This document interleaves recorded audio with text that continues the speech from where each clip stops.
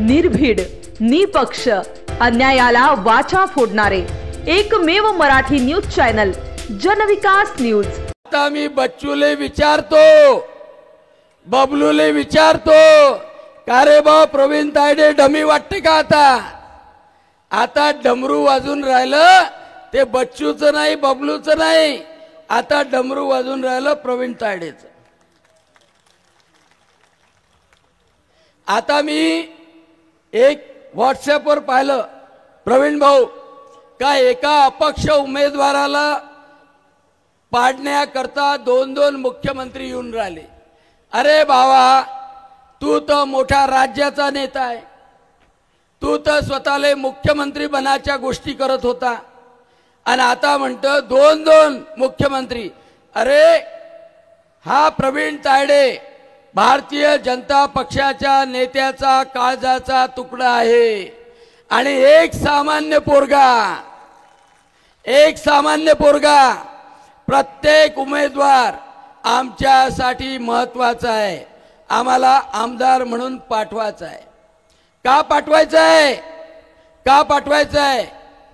कारण का तुम्ही मतदारसंघाला फसवलं, तुम्ही गोरगरीब लोकांना फसवलं, तुम्ही विनायकराव दादा कोरडेचा अपमान केला, तुम्ही मतदारसंघात एक इंजिनिअरिंग कॉलेज आणलं नाही, एक रोजगार निर्माण केला नाही, एक माता भगिनीला काम देण्याचा उद्योग सुरू केला नाही, जे काही डेअरी केली होती, ज्याचे शेअर होते ते डेअरी डुबवली का नाही डुबवली?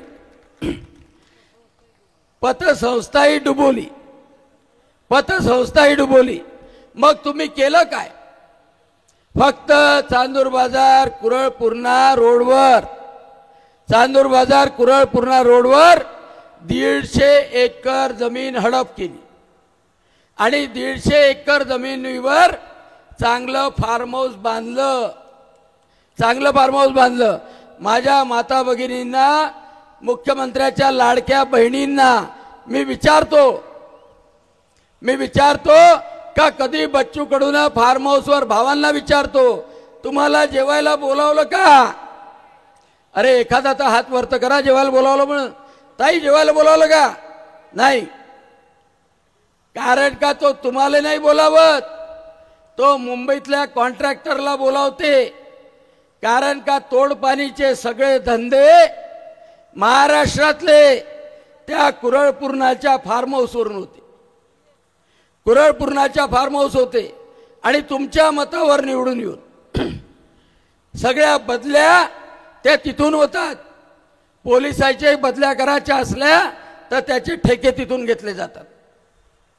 आणि म्हणून या माणसाला 20 वर्षानंतर वापस घरी पाठवण्यासाठी प्रवीण भाऊ तायडे आलाय।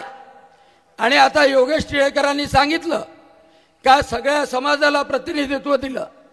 पहा, मोर्शीमध्ये तुम्हाला गॅरंटीने सांगतो का उमेश भाऊ यावलकर आजच निवडून आलाय। राज्यातील राजकीय घडामोडी व विविध क्षेत्रातील बातम्या पाहण्यासाठी आजच आमच्या जनविकास न्यूज चॅनलला सबस्क्राइब करा आणि रहा रोज अपडेट।